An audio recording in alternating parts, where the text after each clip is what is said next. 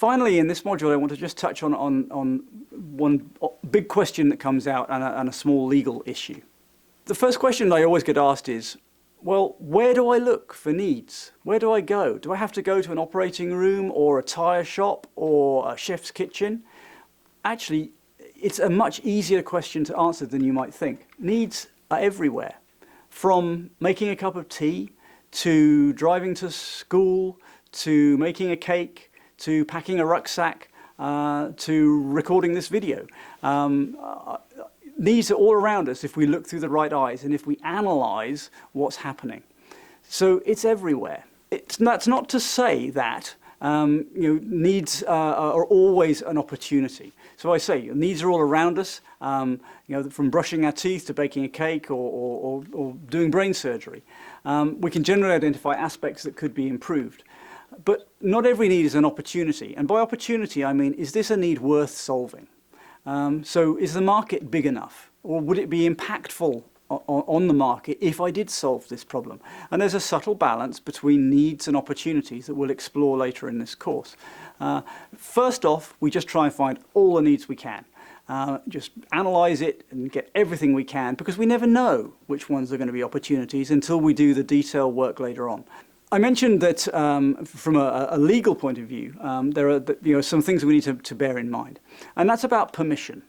It's important to obtain permission before we start observing, and absolutely before we start videoing, unless we're in an absolutely public forum and we're doing it quietly without drawing attention to ourselves. In some circumstances, it may even be required to get written consents from the people that we're observing. So, for example, if you're observing in a public place like a bus station, you may be able to just sit quietly on a bench and watch how people move from the ticket hall to the cafe to the buses, how their bags move around, and just be casually recording it, and you're not really impacting the situation, and you're not interested in who people are. You're watching foot traffic, you're watching how long it takes to load a bus. That would probably be fine without gathering any kind of permission in a public place where you have a right to be.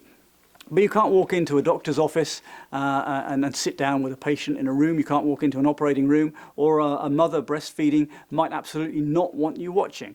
So in those situations, we probably need to get some kind of consent, a written consent. And if you go onto the internet or in a university, probably talk to the legal folks there. They probably have consent forms. This is a first page of a simple 1 or 2 page consent form.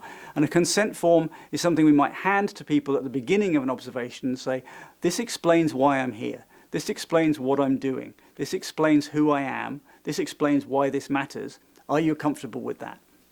Always, always, a consent will include a confidentiality clause. And we'll say that everything I learn, anything you say, anything I observe, is between you and me. It never leaves this room. It's what I am going to take away and work on and try and better understand and make better.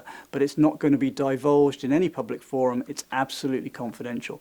And that's something that you should take very, very seriously. It's the Market Research Code of Conduct.